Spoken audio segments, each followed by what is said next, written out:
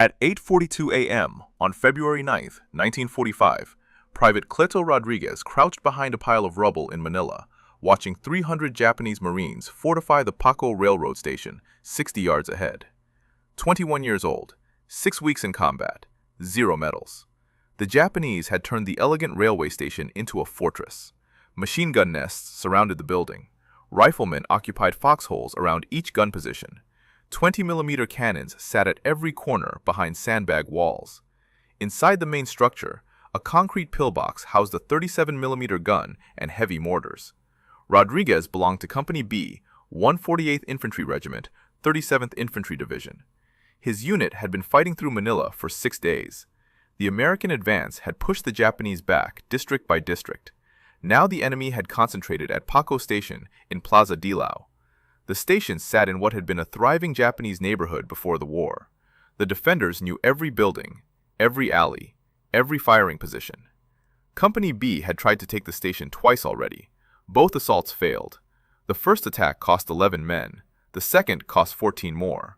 Rodriguez had watched medics drag wounded soldiers back across open ground while Japanese machine guns tracked their movement.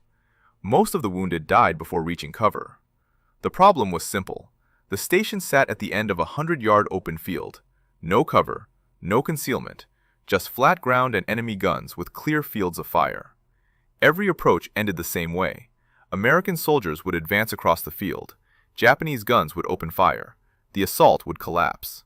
Rodriguez carried a Browning automatic rifle. The BAR weighed 19 pounds loaded. It fired 30 caliber rounds at 500 rounds per minute from a 20-round magazine. In a firefight, the weapon could empty its magazine in 2.5 seconds. Rodriguez had learned to fire in short bursts, 3 to 5 rounds, enough to suppress enemy positions without wasting ammunition.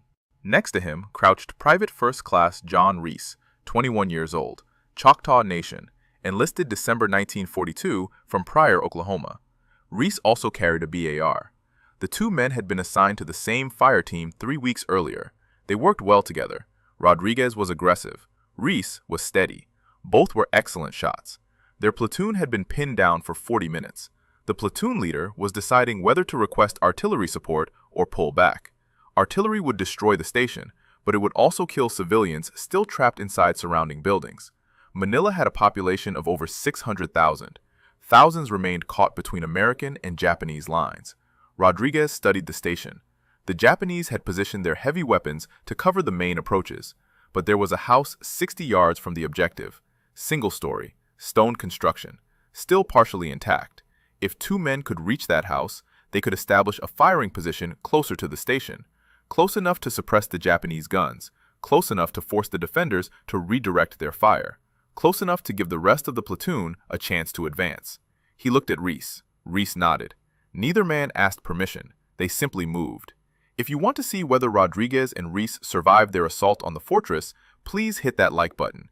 It helps us share more World War II stories. Subscribe if you haven't already. Back to Rodriguez. The 2 men gathered extra ammunition. Rodriguez stuffed 4 additional BAR magazines into his belt. Reese did the same. Each magazine held 20 rounds. Together, they carried over 300 rounds. They also grabbed fragmentation grenades, 6 each. Then they stood and ran toward the house. Japanese machine guns opened fire immediately. Bullets cracked past Rodriguez's head. Dirt erupted around his feet. He kept running. 30 yards, 40 yards, 50 yards. Reese was 3 steps behind him. Both men dove through the shattered doorway of the house and rolled to opposite walls. They were 60 yards from the station, alone, surrounded by 300 enemy Marines, and they had just announced their position to every Japanese gun crew in the sector. Rodriguez's hands were shaking, not from fear, from adrenaline. He pressed his back against the wall and forced himself to breathe slowly. Count to 3. Exhale. Count to 3. Inhale. The shaking stopped. The house had been a residence before the battle. Now it was just walls and rubble. Most of the roof had collapsed. Broken furniture littered the floor. A family had lived here, eaten meals here, raised children here. All gone now. Rodriguez moved to a window facing the station. The window frame was intact, but the glass had shattered weeks ago. He positioned himself to the left side of the opening. Never shoot from the center of a window. Japanese snipers would zero in on the center. Always shoot from the edge. Reese took position at a second window 8 feet away. Same principle, edge of the frame, maximum cover, minimum exposure. The two men had learned these lessons the hard way during 6 weeks of urban combat in Manila. The Paco Railroad Station stood 60 yards away. Rodriguez could see Japanese soldiers moving between positions, machine gun crews, mortar teams, officers directing fire. The defenders had assumed the American assault would come from the main avenue. They had concentrated their forces accordingly. Nobody expected two riflemen to establish a position this close. Rodriguez raised his BAR. He selected a machine gun position 40 yards away. Two Japanese Marines were repositioning the gun to cover a different angle. They were focused on the weapon, not watching their flanks. Rodriguez centered his sight picture on the gunner's chest. He squeezed the trigger. 3-round burst. The gunner dropped. His loader spun toward the sound. Rodriguez fired again. 4 rounds. The loader fell across the machine gun. Reese opened fire at the same moment. His target was a 20mm cannon position 35 yards away. The gun crew had been loading a fresh magazine. Reese hit the loader first, then the gunner, then a third Japanese Marine who had been bringing up ammunition. All 3 went down in under 4 seconds. The Japanese response was immediate and overwhelming. Every gun position that could angle toward the house opened fire. Machine gun rounds tore through the walls. 20mm explosive shells detonated against the stone exterior. Dust and debris filled the air. Rodriguez dropped below the window frame, counted to 5, rose up, fired at a new target, dropped back down. This was the rhythm. Fire, drop, move, fire again. Never stay in the same position for more than one burst. Never give the enemy time to zero in. Keep moving, keep shooting, stay alive. Rodriguez spotted movement near the main entrance to the station. A group of Japanese replacements was running from a building behind the station. They were trying to reach the pillboxes at the front of the station. Fresh troops, fresh ammunition. If they reached those positions, the Japanese defense would strengthen significantly. He shouted to Reese, pointed at the running soldiers. Reese saw them. Both men opened fire simultaneously. The BAR was designed for exactly this scenario. Suppressive fire against infantry in the open. Rodriguez emptied his magazine in controlled bursts. 5 Japanese soldiers fell. He dropped the empty magazine, slapped in a fresh one, kept firing. Reese was doing the same. The running soldiers scattered. Some tried to retreat, some tried to continue forward. Most simply fell. When the shooting stopped, more than 40 Japanese Marines lay in the open ground between the rear building and the station. The pillboxes remained unmanned. No reinforcements would reach those positions, not while Rodriguez and Reese controlled this house. Rodriguez checked his ammunition. He had fired through 3 magazines in less than 10 minutes, 60 rounds. He had 5 magazines remaining, plus the grenades. Reese was in similar condition. They had plenty of ammunition, but plenty only lasted as long as the Japanese gave them targets. The enemy changed tactics. Instead of trying to reinforce the front positions, they began concentrating fire on the house. Machine guns, mortars, the 20mm cannons. Every weapon that could angle toward Rodriguez and Reese was now directed at their position. The stone walls provided cover, but they would not hold forever. Already Rodriguez could see daylight through holes in the walls where shells had punched through. He looked at his watch. 9:17 a.m. They had been in the house for 35 minutes. It felt like hours. His shoulders ached from the weight of the BAR. His ears rang from the constant gunfire. His mouth tasted like concrete dust and gunpowder. Reese was reloading his BAR when the first mortar round hit the roof. The explosion collapsed what remained of the ceiling. Wooden beams crashed down. Rodriguez threw himself against the wall. A beam missed his head by inches. When the dust cleared, half the roof was gone. They were completely exposed from above, and the Japanese mortar crews had found their range. The second mortar round hit 30 seconds later, then a third. The Japanese had walked their fire directly onto the house. Rodriguez and Reese could not stay here. They had 2 options: retreat back to American lines across 100 yards of open ground, or advance 20 yards closer to the station where the mortar crews could not depress their weapons low enough to hit them. Rodriguez pointed toward the station. Reese understood immediately. Dead space. Every indirect fire weapon had a minimum range. Get close enough and the mortars became useless. It was counterintuitive. Moving toward the enemy felt like suicide. but staying in the house was guaranteed death. They gathered their remaining ammunition. Rodriguez had 4 magazines left, 80 rounds. Reese had 5, 100 rounds, plus grenades. They would need every one. Rodriguez went first. He sprinted from the house toward a pile of rubble 20 yards closer to the station. Japanese rifles opened fire. Rounds snapped past his head. One bullet tore through his sleeve without touching skin. He dove behind the rubble. Reese was up and running before Rodriguez had fully taken cover. The 2 men moved in bounds, one running, one shooting, never both exposed at the same time. They reached the position 20 yards from the station. The angle was different here. Rodriguez could see into the ground floor windows. Japanese soldiers were repositioning inside, moving weapons, redirecting fire. They had not expected anyone to get this close.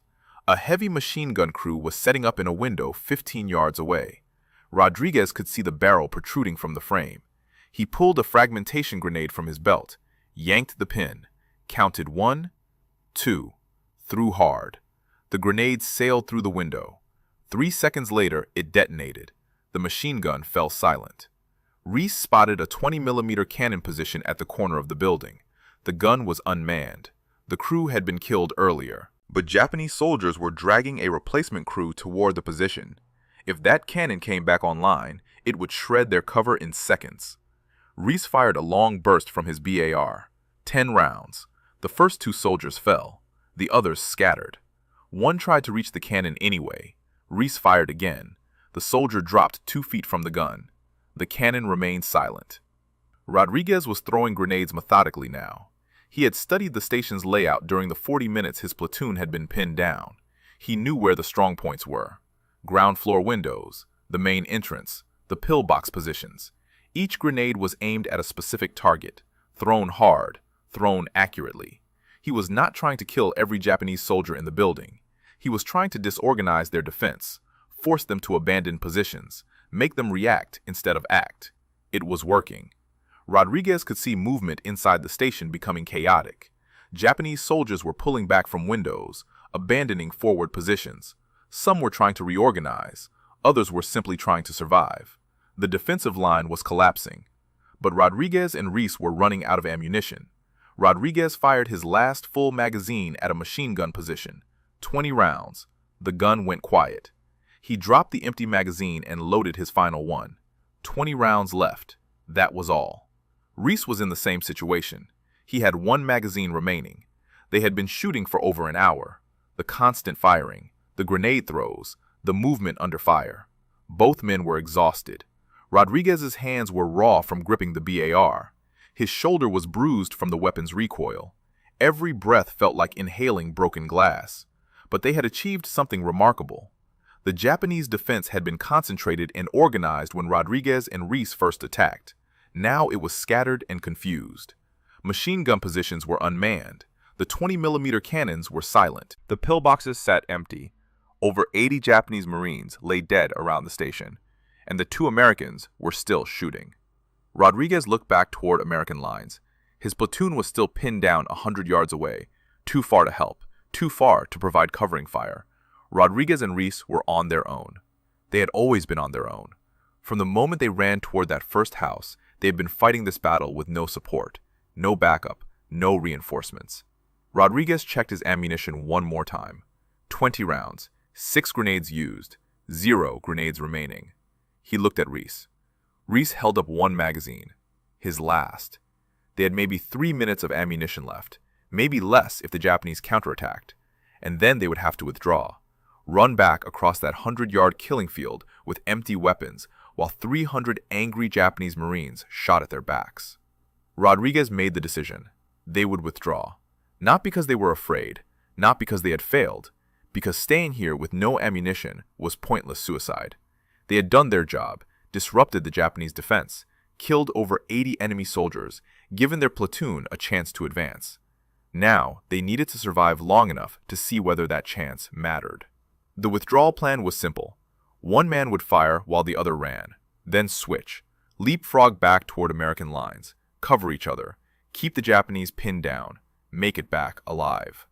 Reese would go first. He was 3 years younger than Rodriguez, but he was the steadier of the two, more methodical, better at controlling his breathing under stress.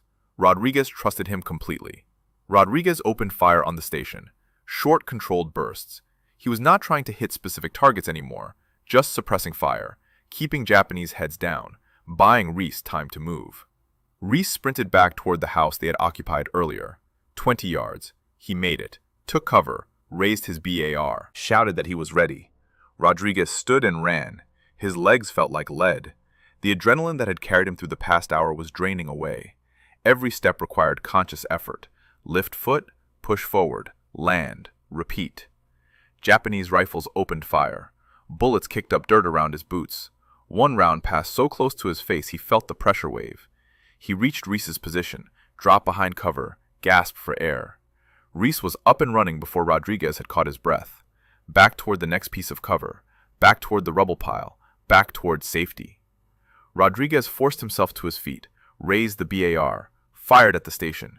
His magazine was almost empty, maybe 8 rounds left. He fired in 2-round bursts, make every shot count. Reese reached the rubble pile, took position. Rodriguez ran. They were 40 yards from American lines now, 60 yards from the station. The Japanese were pouring fire at them, machine guns, rifles.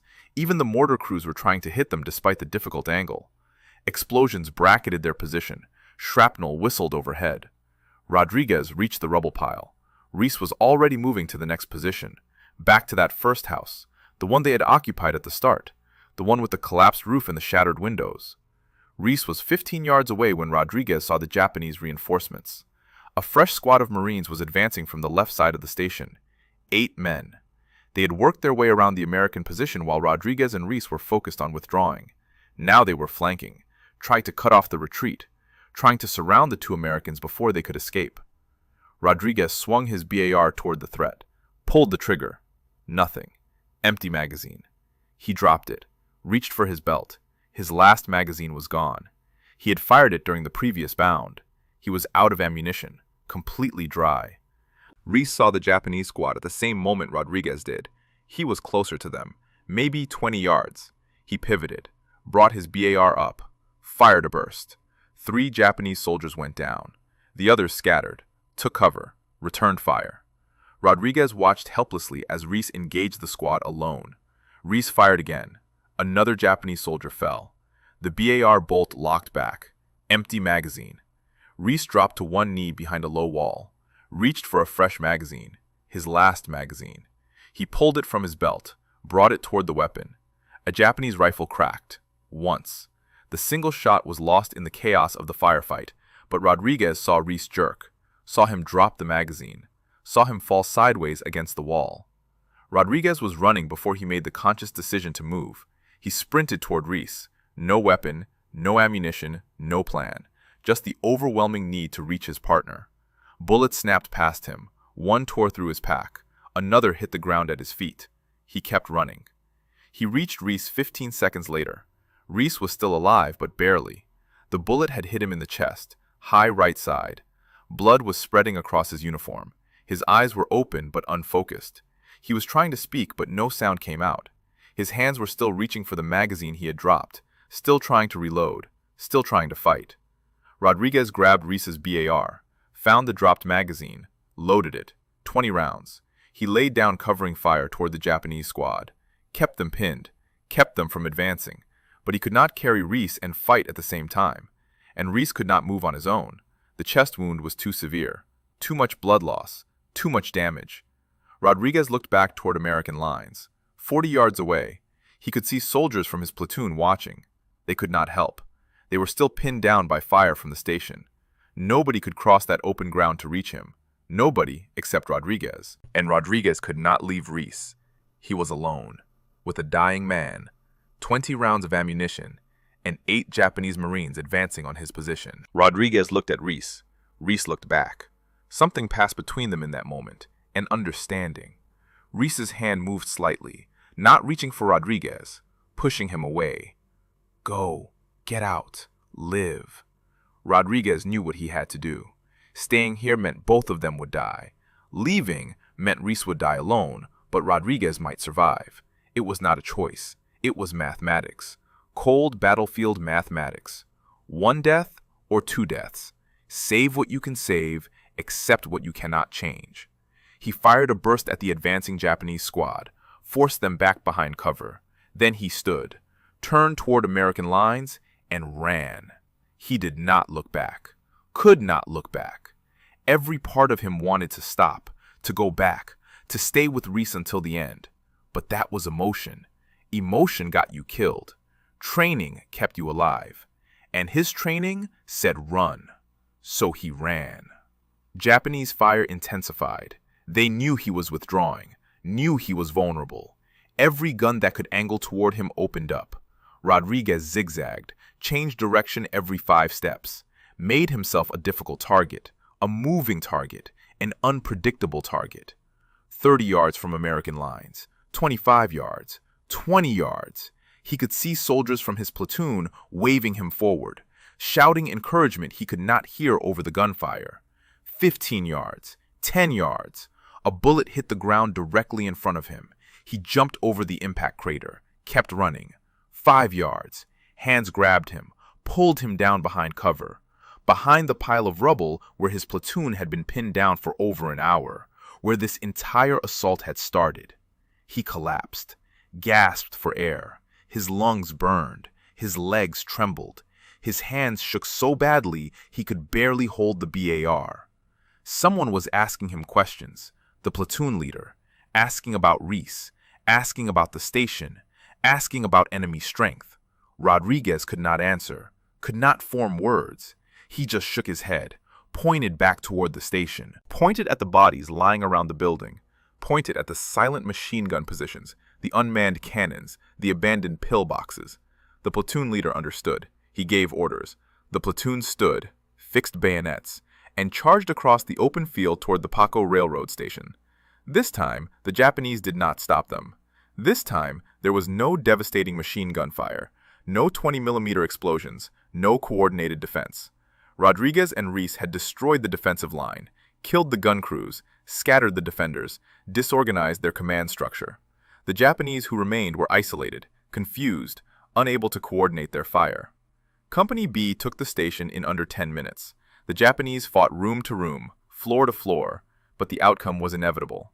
By 10:30 a.m., the Paco Railroad Station belonged to the United States Army.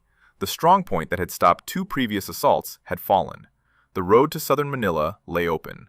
The battle for the city would continue for another month, but this victory marked a turning point. Rodriguez watched from the American lines as medics brought Reese's body back. They carried him carefully, respectfully, laid him down away from the other casualties. Someone covered him with a poncho.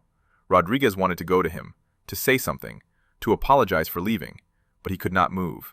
His body had finally given out. The adrenaline was gone. The fear was gone. Everything was gone except exhaustion. A medic checked him for wounds, found none, just exhaustion, dehydration, shock. The medic handed him a canteen. Rodriguez drank. The water tasted like metal.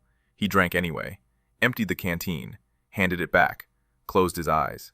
He had been in combat for 2.5 hours, from 8:42 a.m. when he first ran toward that house until 11:12 a.m. when he collapsed behind American lines.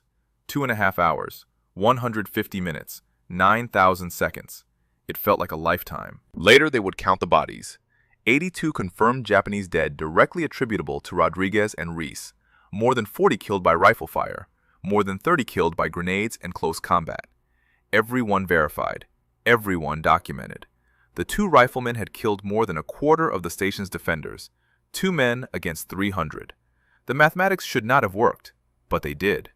Rodriguez would not speak about the battle for 3 days, would not eat, would not sleep properly. He kept seeing Reese fall, kept seeing that final look, kept hearing the single rifle shot that had ended his partner's life, kept feeling the weight of the decision to leave him behind. On February 11th, 2 days after the Paco Station assault, Rodriguez's company attacked another Japanese strongpoint, the Philippine Legislative Building. Well defended. Heavy casualties expected. Rodriguez volunteered for the assault team. Nobody questioned why. They all understood. He was not trying to be a hero. He was trying to finish what he and Reese had started. The Legislative Building sat in the heart of Manila, massive stone structure, built in the 1930s, designed to house the Philippine Commonwealth government. Now it housed 3 companies of Japanese Marines who had turned it into a fortress even stronger than Paco Station. Company B had already tried to take the building once. That assault cost 43 casualties, 17 dead, 26 wounded. The Japanese had fortified every entrance. Machine guns covered every approach. Snipers occupied the upper floors. Artillery spotters on the roof called in mortar fire on American positions. The building had to fall. But nobody knew how to make that happen without losing half the company. Rodriguez studied the building from 200 yards away. The main entrance was a kill zone. Wide steps, no cover, perfect field of fire for the defenders. The side entrances were blocked by rubble and wire. The rear entrance was covered by machine guns positioned in the neighboring finance building. Every conventional approach was suicide. But Rodriguez was not thinking about conventional approaches anymore. Paco Station had taught him something. Get close. Get inside their decision cycle. Move faster than they can react. Hit them before they realize you are there. He spotted a weakness. A section of wall on the southeast corner had partially collapsed during earlier shelling. The rubble created a slope, climbable. It led to a ground floor window that appeared unmanned. If he could reach that window, he could get inside the building, behind the Japanese defensive line, inside their perimeter. The platoon leader asked for volunteers. Rodriguez stepped forward immediately. 3 other soldiers joined him. They were forming a 4-man assault team. Their mission was simple: get inside the building, create chaos, draw Japanese attention away from the main entrance, allow the rest of the company to attack while the defenders were distracted. They moved at 0600 the next morning, February 11th. Rodriguez went first. He crossed the open ground at a dead sprint. Rifle fire cracked around him. He reached the rubble pile, climbed, pulled himself up toward the window. A Japanese grenade landed 3 feet away. He kicked it back. It detonated in midair. Fragments tore through his face, left cheek, just below the eye. Blood poured down his neck. He ignored it, kept climbing.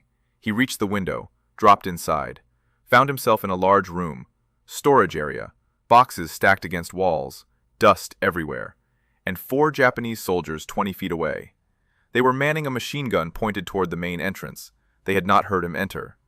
The grenade explosion outside had covered the sound. Rodriguez raised his BAR.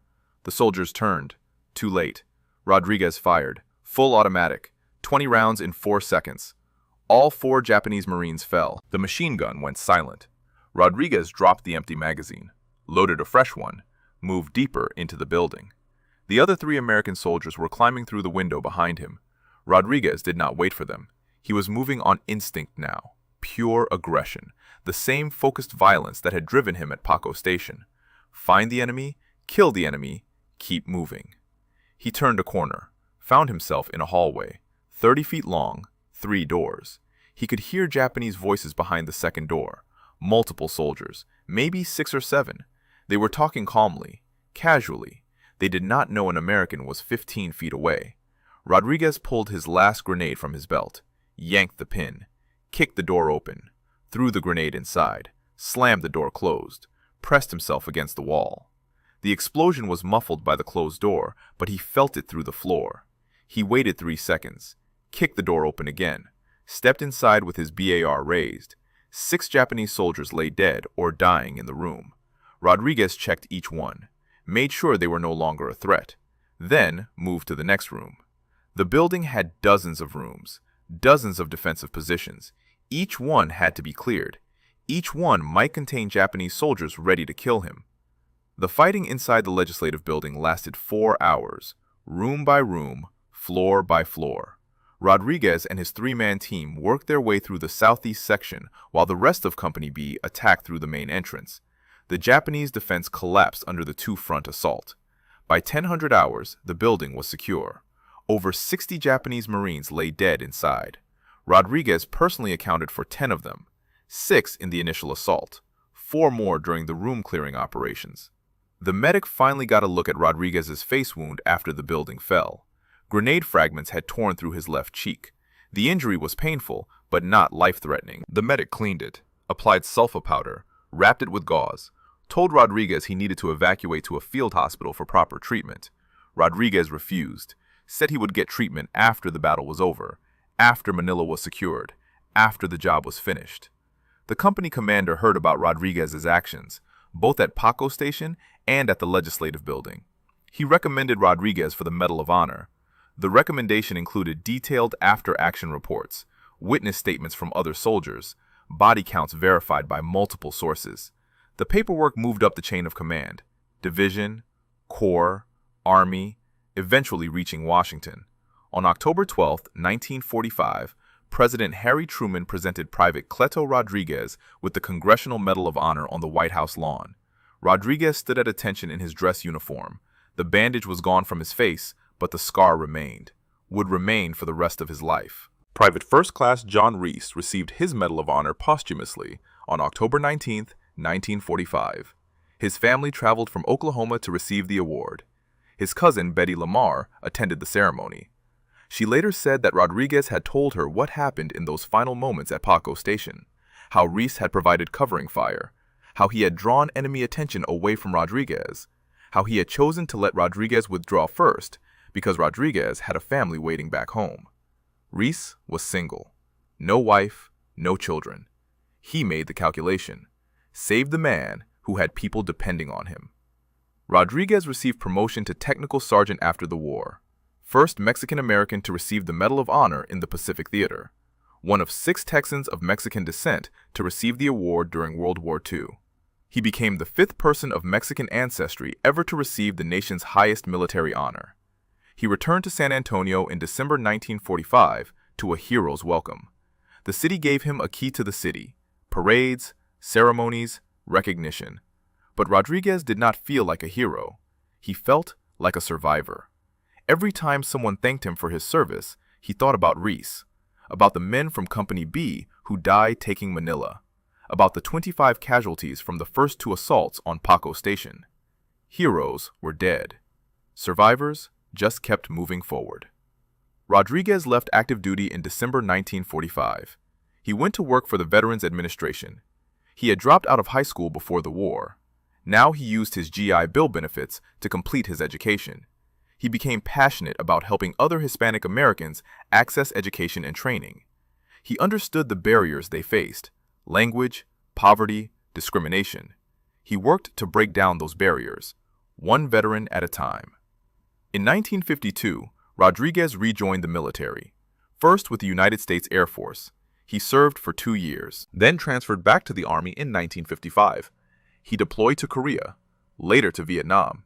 He accumulated decorations beyond his Medal of Honor: Silver Star for the Legislative Building assault, Bronze Star with Oak Leaf Cluster, Purple Heart, Asiatic Pacific Campaign Medal with 2 campaign stars, Philippine Liberation Medal. He retired from the Army in 1970 as a Master Sergeant. 26 years of total service. He had enlisted as a 19-year-old private with 0 combat experience. He retired as a senior non-commissioned officer who had served in 3 wars, who had trained hundreds of younger soldiers, who had passed on the lessons learned in places like Paco Station and the Legislative Building. Rodriguez married Flora Muñez on November 11, 1945. They had 4 children: Cleto Jr., Betty, Mary, Joe. He raised his family in San Antonio, worked, attended church, lived a quiet life. He rarely spoke about the war. His children knew he had received the Medal of Honor, but he did not display it prominently. It stayed in a drawer, with his other decorations, with the memories he preferred not to revisit. In 1975, the San Antonio School District renamed an elementary school in his honor, the Cleto L. Rodriguez Montessori Elementary School. It was the only school in the district named after a former student. The school still operates today, teaching children who mostly do not know the story of the man whose name appears on their building. A section of U.S. Route 90 in San Antonio was designated the Cleto Rodriguez Freeway. A rifle range at Camp Perry, Ohio National Guard training site, was named in his honor. Camp Perry hosts the National Rifle and Pistol Championships. Every year, thousands of competitive shooters use the Rodriguez range. Most do not know who Cleto Rodriguez was, do not know what he did in Manila, do not know about Paco Station or John Reese or the 2.5 hours that changed the course of a battle. On December 7, 1990, Cleto Rodriguez died in San Antonio. He was 67 years old. 45 years had passed since that morning at Paco Station. 45 years since he watched Reese fall. 45 years since he made the decision to run, to survive, to carry the weight of that survival for the rest of his life. He was buried at Fort Sam Houston National Cemetery in San Antonio, the final resting place of 11 other Medal of Honor recipients, 6 of them fellow World War II veterans.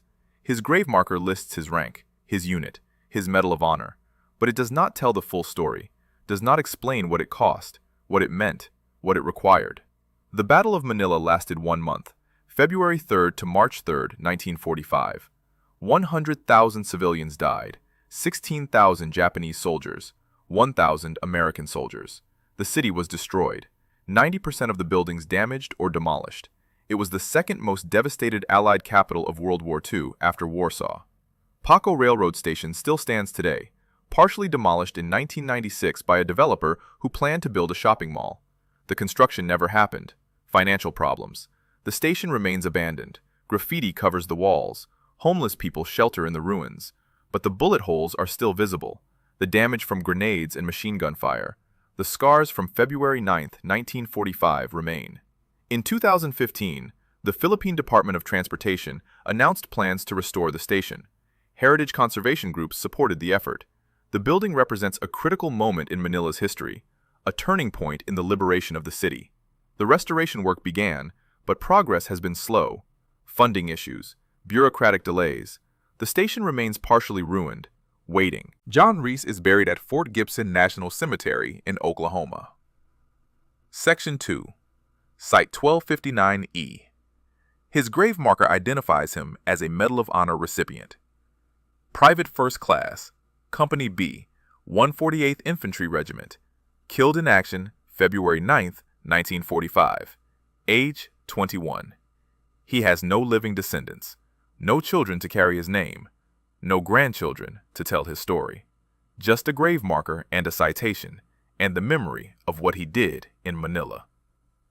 The 37th Infantry Division suffered 352 casualties during the Battle of Manila, 45 killed, 307 wounded. The division earned 4 Medals of Honor during the month-long battle. Rodriguez and Reese at Paco Station. Private Joseph Cicchetti at the Manila Gas Works. Private Willibald Bianchi at the Finance Building. All 4 actions occurred within 48 hours, February 9th through February 11th. 3 days that define the division's contribution to the liberation of Manila. The story of Rodriguez and Reese demonstrates something fundamental about infantry combat. Numbers do not always determine outcomes. 300 Japanese Marines held Paco Station. They had superior defensive positions, heavy weapons, fortified emplacements, every tactical advantage. But 2 American riflemen with BARs and determination broke their defense. Not through superior firepower, not through better equipment, through aggression, through refusing to accept that the numbers made victory impossible. Military historians study the Paco Station assault as an example of small unit tactics, how 2 soldiers operating independently achieved what multiple platoon-sized assaults could not. The key factors were initiative, surprise, and sustained pressure. Rodriguez and Reese did not ask permission. They identified a weakness and exploited it immediately. They established firing positions the Japanese had not anticipated, and they maintained continuous fire for 2.5 hours. The defenders never regained their balance, never reestablished their defensive coordination. By the time Rodriguez withdrew, the station's defense had collapsed. But the human cost was real. Reese paid with his life. Rodriguez carried the psychological weight for 45 years. The face wound healed, but the internal wounds never fully closed. He had nightmares about Manila for decades, saw Reese fall in his dreams, heard that single rifle shot, made the decision to leave him behind over and over again every time he closed his eyes. This is what heroism actually costs. Not just the physical injuries, not just the immediate danger, the permanent psychological burden of survival, of watching your partner die, of making impossible choices under impossible circumstances, of living with those choices for the rest of your life. If this story moved you the way it moved us, do me a favor, hit that like button. Every single like tells YouTube to show this story to more people. Hit subscribe and turn on notifications. We're rescuing forgotten stories from dusty archives every single day. Stories about riflemen who changed battles with 2 BARs and courage. Real people, real heroism. Drop a comment right now and tell us where you're watching from. Are you watching from the United States, United Kingdom, Canada, Australia? Our community stretches across the entire world. You're not just a viewer, you're part of keeping these memories alive. Tell us your location. Tell us if someone in your family served. Just let us know you're here. Thank you for watching. And thank you for making sure Rodriguez and Reese don't disappear into silence. These men deserve to be remembered, and you're helping make that happen.